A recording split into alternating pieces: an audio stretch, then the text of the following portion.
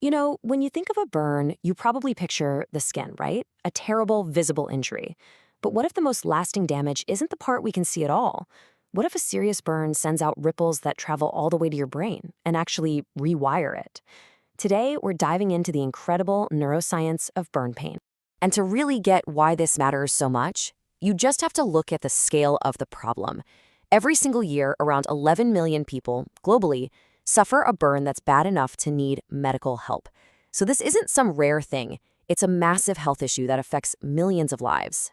And for every single one of those people, the defining experience is pain.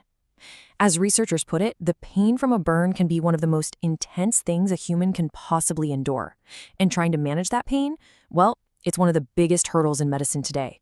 Because as you're about to find out, this kind of pain is unbelievably complex. All right, so let's get into it.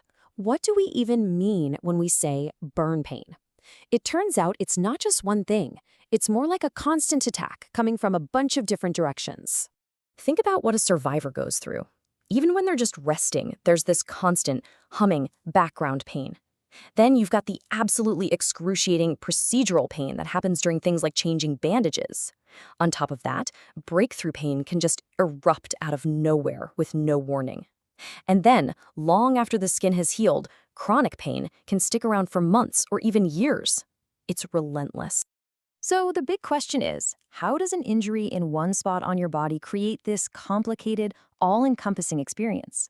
Well, it all kicks off with something we can call a pain cascade, a journey that starts at the skin and goes deep into our nervous system. Okay, so take a look at this. When your skin gets burned, the damaged cells basically freak out. They release this flood of inflammatory chemicals. That's what you're seeing here, these little red dots. This chemical soup then triggers special nerve endings, which immediately start firing off these urgent, screaming pain signals. And those signals just race toward the spinal cord, which is like the first big relay station on their highway to the brain. And here's a really, really crucial point. At first, the pain is what's called nociceptive. That's just a direct, logical response to the injury. Think of it as the fire alarm going off because there's a fire. But the burn also damages the nerves themselves, creating a whole different kind of pain, neuropathic. This is nerve pain.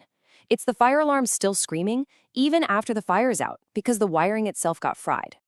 Now, having this non-stop storm of both injury pain and nerve pain absolutely hammers the spinal cord.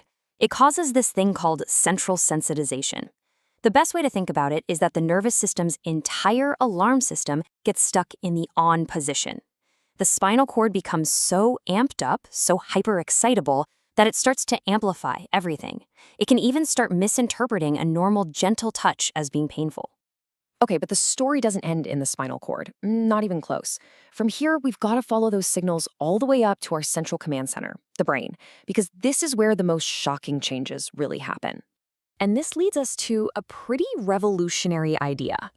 What if we've been looking at burn recovery all wrong? What if the injury leaves a permanent mark, not just on a person's body, but deep inside the actual structure of their brain? The way this happens is through something called neuroplasticity. And honestly, it's one of the brain's most incredible superpowers. It's this built-in ability to change, to adapt, to literally rewire itself based on what it experiences. And that includes the intense, ongoing experience of a severe injury. So here's the kicker. This isn't just some abstract science concept. Recent studies have found a direct, measurable link between how well a burn survivor's brain can rewire itself and how well they actually get back to their lives. It seems like the brain's ability to adapt actually helps predict how well the patient is going to recover. The brain isn't just taking the hits, it's an active player in the healing process. But this is where the story takes a complicated turn. Because the very tools we use to try and help, the very things we use to fight this overwhelming pain, can sometimes become part of the problem. It's a tough paradox.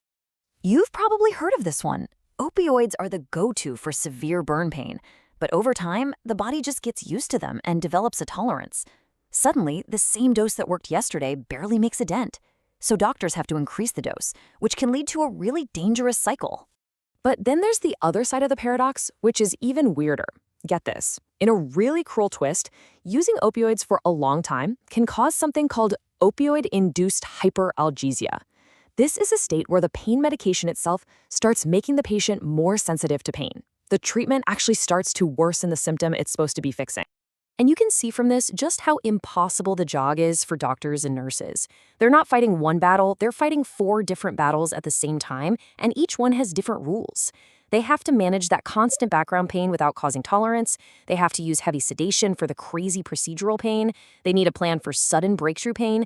And they have to figure out how to treat chronic nerve pain without relying on opioids forever. It's a massive challenge. So all of this complexity is forcing a really big shift in medicine. Instead of just focusing on the wound, the future of burn care is about healing the whole patient. And that means we have to start focusing directly on the brain. And this is where things get really cool. A whole new wave of treatments is popping up that does exactly that. Things like virtual reality, which can basically distract the brain during a painful procedure, or hypnosis and CBT, which help patients change their relationship with pain. And then there are these wild techniques like non-invasive brain stimulation, which try to directly dial down those overactive pain circuits in the rewired brain. All of this science, all this research, it really points to one final powerful question. For centuries, we've focused on healing the skin, the tissue, the damage we can see. But if a burn literally changes the brain, and those changes dictate how well someone recovers, then maybe, just maybe, the real path to healing doesn't start with a bandage. Maybe it starts with understanding and healing the injury that we can't see.